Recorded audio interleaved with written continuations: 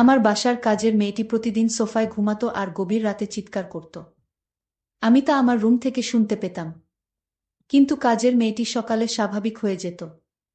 আমি পরদিন রাতে আবার সেই চিৎকার শুনতে পেতাম। আমি অবাক হতাম সেই শব্দ শুনে। তারপর কিছুদিন পর জানতে পারলাম কাজের মেয়েটি মা হতে চলেছে। আমি সেই রহস্য জানার জন্য কাজের মেয়েকে বললাম, আজ তুই আর রুমে ঘুমা, আমি তোর সোফায় ঘুমাবো। তারপর রাত যখন 2টা বাজে তখন আমার সাথে যা ঘটল তা শুনলে তোমরা ঠিক থাকতে পারবা না।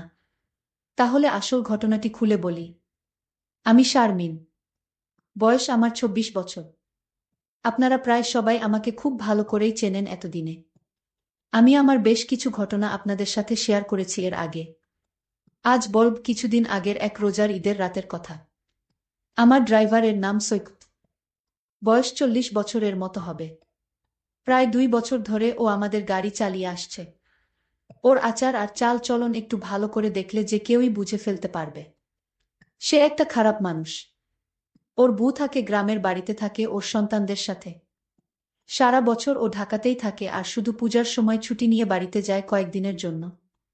সৈকত যে একটা চরিত্রহীন তা আমিও আসার পর প্রথম দিন গাড়িতে চড়েই টের পেয়ে গিয়েছিলাম।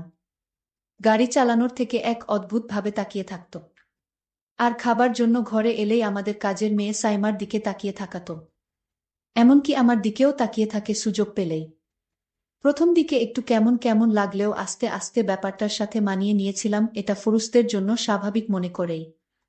এভাবে প্রায় বছর খানেক চলে গেল। থাকার জায়গা না থাকায় ও আমাদের গ্যারেজের সাথে থাকা ছোট একটা রুমে থাকত। এতে কাজেরও সুবিধা হতো। ওকে দিয়ে ঘরের অনেক ছোটখাট কাজ ও করিয়ে নেওয়া যেত।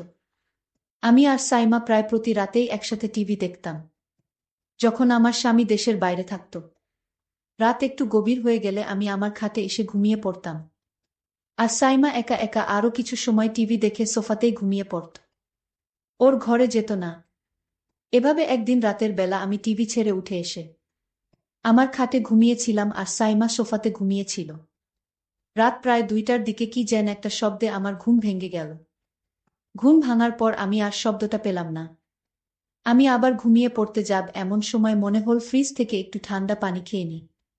খাওয়ার জন্য আমি খাট ছেড়ে ডাইনিং রুমের দিকে গেলাম। যাবার সময় ড্রয়িং রুমের মধ্যে টিভি এর হালকা আলোতে নড়াচড়া দেখতে পেলাম। আমি কোনো আওয়াজ না করে দাঁড়িয়ে গেলাম কি হচ্ছে তা দেখার জন্য। যা দেখলাম তাতে আমার মুখ যেন হা হয়ে মাটিতে পড়ে যাবার দশা হল। আমি এই দৃশ্য দেখে পুরো হতভম্ব হয়ে গেলাম। আমার মাথা যেন কাজই করছিল না। আমি প্রায় 10 মিনিট মতো মনে হয় দাঁড়িয়ে দাঁড়িয়ে সাইমার এক অদ্ভুত দৃশ্য দেখছিলাম। সৈকত আর সাইমার দৃশ্যটা দেখে আমি আর নিজেকে ধরে রাখতে পারছিলাম না। তাই কোনো কিছু করে বসার আগে আমি তাড়াতাড়ি ওখান থেকে সরে এলাম। আর পানি খেয়ে কোনো শব্দ না করে আমার খাটে ফিরে আমি যা দেখেছিলাম, সাইমা এমন করতে পারে আমার কল্পনার বাহিরে। আমি এসব কি দেখছি? সাইমা তাহলে সৈকতের সাথে কি প্রতিরাতে? না, এটা কিছুতেই আমি মেনে নিতে পারছি না। কি হচ্ছে আমার ঘরে এসব? আমি জানতাম কাজের মেয়েটি অনেক ভালো ছিল। আজ তার দৃশ্য দেখে আমি নিজের চোখকে বিশ্বাস করতে পারছি না। আমি কাজের মেয়েটাকে জিজ্ঞেস করলাম, কতদিন ধরে চলেছে? মাথা নিচু করে চুপ করে দাঁড়িয়ে রইল।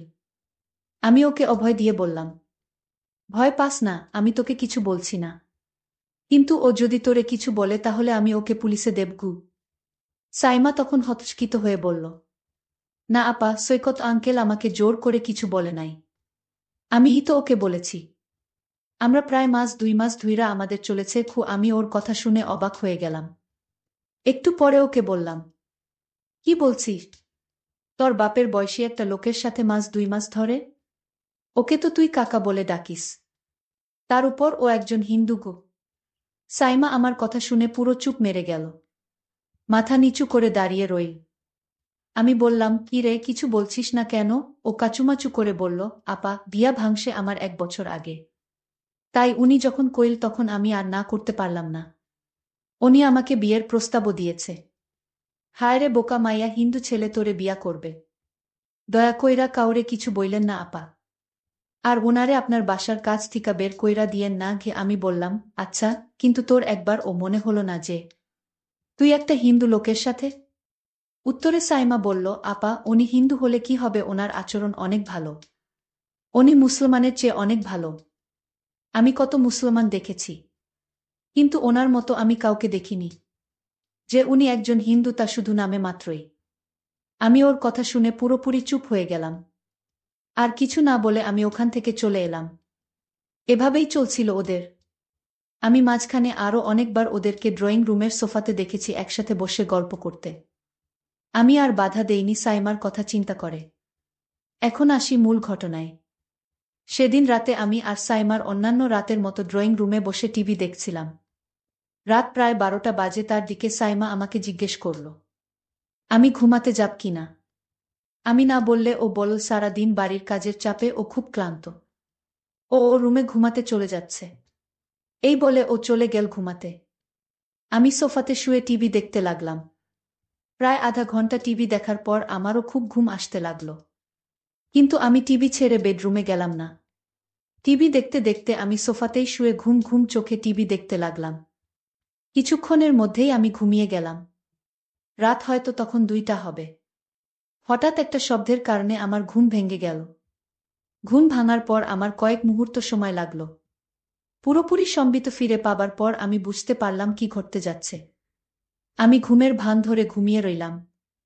আমি বুঝতে লাগলাম দেখি কি হয়। সৈকত যখন আমার সোফাতে সাইমা ভেবে আসলো। এরপর লোকটা বলে উঠল, কিরে সাইমা, এমন করিস না, আজকে কি হইল? আমার সাথে কোনো কথা বলছিস না যে? তুই কি আমার সাথে রাগ করেছিস? আমি গলার আওয়াজ শুনেই বুঝতে পারলাম যে লোকটা আর কেউ নয়, আমাদের ড্রাইভার সৈকত। আমাকে ভুলে সাইমা মনে করে এখানে চলে আসছে। সৈকত বলল, কিরে সাইমা, আজ তোর কি হয়েছে, কোনো কথা বলছিস না কেন? কি রে, চিল্লায় ম্যাডামরে উঠায় ফেলবি নাকি? আমি বুঝতে পারলাম যে ওকে কিছু না বললে ও এখান থেকে যাবে না। আমি তাকে কিছু না বলে তার আসল রহস্যটা বুঝতে জানতে লাগলাম। কিছুক্ষণ পর সে আমাকে বলল, কিরে, আজকে কি হয়েছে তোর? এরকম করতেস কেন? আমি উত্তরে বললাম, সৈকত, আমি সাইমা না, তোমার ম্যাডাম। সাইমা ওর ঘরে ঘুমাচ্ছে। একটু আমি বুঝতে পারলাম আমার কথা শুনে ও হতভম্ব হয়ে গেছে। সরি ম্যাডাম, আমার ভুল হয়ে গেছে। সব সময় তো এখানে সাইমাই ঘুমায়। না দেখা ভুল কইরা আমি এখানে চলে আসছি, কু দয়া কইরা স্যারকে বইলেন না। ম্যাডাম, আমার চাকরিটা চইলা যাইব। আমিও আর কিছু বলার মতো খুঁজে পেলাম না। বুঝতে পারলাম ও ইচ্ছা করে কিছু। কারণ সাইমা এই সোফাতে ঘুমায় টিভি দেখার পর।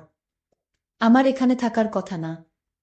তাই আর কিছু না পেয়ে আমি বললাম, আচ্ছা ঠিক আছে, আমি তোমার স্যারকে বলবো না। গিয়েও বলল, ম্যাডাম, আপনি আমারে বাঁচাইলেন। কি বইলা যে আপনারে ধন্যবাদ দিমু বুঝতাছি না গি। আমি উত্তরে বললাম, ধন্যবাদ দিতে হবে না, এটা একটা ভুলের কারণে হয়েছে। কিন্তু এখন বল, আমি এখানেই থাকবো নাকি আমাকে উঠে যেতে হবে? ও একটু ভয় পেয়ে গেল আমার কথা শুনে। বলল, সরি ম্যাডাম, ভুল হয়ে গেছে, এই তো আমি উইঠা যাইতেছি। কিউ আমি বললাম, ঠিক আছে, তুমি তো যাবে, তার আগে আমার একটা কথা শুনে যাও। তুমি আজ যা করলে আমি তো তোমাকে এ বাড়ি থেকে বের করে দিব। কারণ এমন লুকিয়ে লুকিয়ে বাড়িতে যা করছো তা কিন্তু মোটেও ঠিক নয়। আমি কিছু শর্ত দিব। যদি শর্ত মেনে নিতে পারো তাহলে তুমি এ বাড়িতে তোমার চাকরিটা টিকে থাকবে। আমি বললাম, ঠিক আছে ম্যাডাম, আপনার কথা আমি অক্ষরে অক্ষরে পালন করব। আপনি যা আদেশ করবেন আমি তা করব। তাও ম্যাডাম, আমার চাকরিটা দরকার। ম্যাডাম বলল, তাহলে চলো এখান থেকে তোমার রুমে যাই। তারপর আমি বলছি আমার শর্তগুলা। চলো তোমার রুমেই যাওয়া যাক। আমরা আস্তে আস্তে গ্যারেজের দিকে এগুতে লাগলাম। কিছুক্ষণ পর আমি আর সৈকত গ্যারেজের পাশে ওর রুমে পৌঁছে গেলাম। আমি আগে কখনো ওর রুমে ঢুকিনি। রুমটা খুব একটা বড় নয়। এক কোণায় একটা সিঙ্গেল খাট রুমের বেশিরভাগ জায়গা দখল করে রেখেছে। ছোট একটা টেবিলের উপরে ছোট একটা টিভি আর কয়েকটা মূর্তি। খাটের নিচে একটা ট্রাঙ্ক। হাঁটাচলা করার জন্য খুব সামান্য জায়গা আছে রুমটাতে। বসার জন্য একটা চেয়ারও নেই।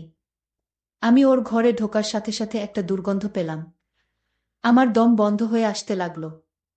বেশ কষ্ট করে শ্বাস নিতে হচ্ছিল। আমার অবস্থা দেখে ও বলল, এই তো ম্যাডাম, 2 মিনিটের মধ্যে ঠিক হয়ে যাবে।